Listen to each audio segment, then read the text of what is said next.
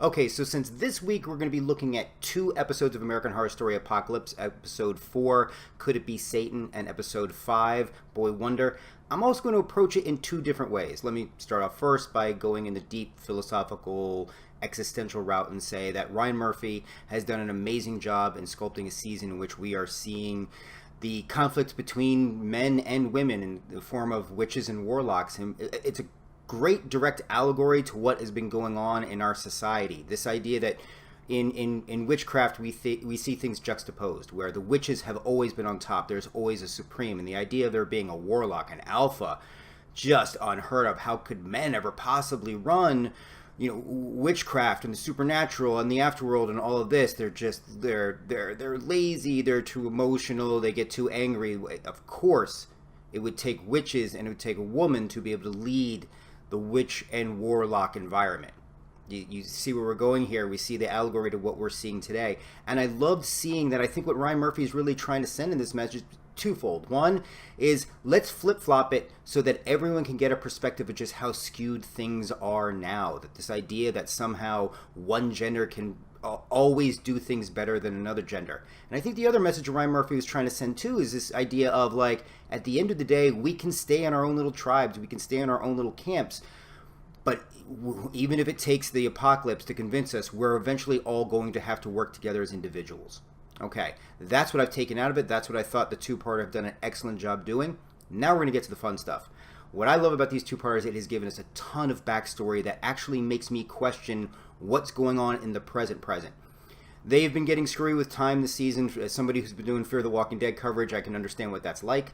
But what we've been getting for the most part has been a flashback, but a flashback that's getting us up to where we were for when the series started. And since we're only talking a couple more episodes left, I think we're getting a really excellent build-up, because right now I'm wondering, okay, what was Cordelia's plan? Why does Michael Langdon not seem as powerful as he would, I would think, at this point with the apocalypse?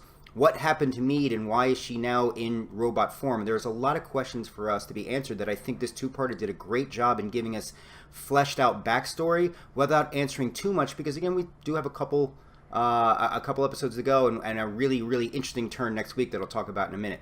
But I really don't want to miss some of the fun stuff, of which there was a ton over the course of 2 episodes. So I apologize in advance if I miss any of it. The rescuing of Queenie and of Madison I thought was fantastic. We finally get the answer to what happened to Queenie and Hotel Cortez, blending in another crossover. Mark my words, I still think Twisty's going to end up in the season also.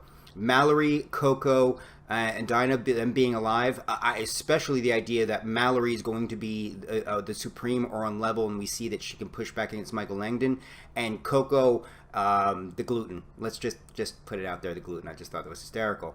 The inevitable Coco Madison scene, I gotta be honest with you, with the way those two use words as weapons, we need to have some kind of road trip back and forth between the two of them. Though I gotta say, I'm looking forward to next week to see the exchanges between Madison and Behold, Billy Porter, because I think you're just going to see a nice wave of back and forth bitchiness that I think is just going to be superb. Meade, Kathy Bates. Let's just give her full credit right now.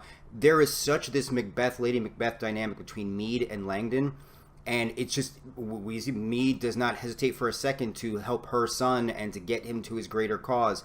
I'm wondering if we're going to see an eventual level of break in her, like, again, we've seen in the Shakespeare classic, because we know the route Langdon's ready to go.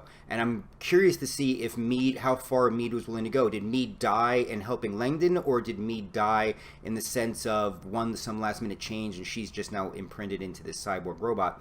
We don't know, but again, another fascinating concept, but a great, just malicious turn from Kathy Bates. The Seven Wonders test. Love that was done in the old schooly silent film style. I think that was probably the best way to approach it. Misty Day, Lily Robb, just really, I would love to see a season spinoff from her. Her personal hell was horrible and tragic, and just to see it play out again, it just brought back, it felt like the Coven season was like right there in front of us again. Stevie Nicks, there's some people online who were like, oh, we got a 10-minute Stevie Nicks concert. Yeah, you did, and you should be thankful for it. Because I think every episode, kind of like what David Lynch did with Twin Peaks, I think every episode should end with a little performance from Stevie Nicks. You saw everybody in that room. That wasn't even them playing character. That was them just sitting there realizing, wow, Stevie Nicks is going to walk around and sing to us. I would love to have been in that room, and it was nice seeing B.D. Wong on the piano too. It just was a nice calm before the storm, almost as if it was that night of peace before total war and literally and figuratively hell is going to break loose. But let's not shut Cordelia off yet. There is no way she would have put Michael Langdon through the Seven Wonders test without having some plan in place, and clearly she does. The plan seems to involve, when all is said and done, some serious losses, but we get a sense that Michael Langdon, again, is not as powerful as he thought he would be going into the apocalypse, and I'm very curious to see what Cordelia's plan is, because here's the ultimate teaser. Next week, we're going to Murder House. So as Behold and Madison do a little investigating to get some background on Michael Langdon, it looks like we are going to be getting some first season reappearances again, and I know I'm excited for it, because right now, folks, we've got 8 episodes, and next week, yeah, we're returning to Murder House.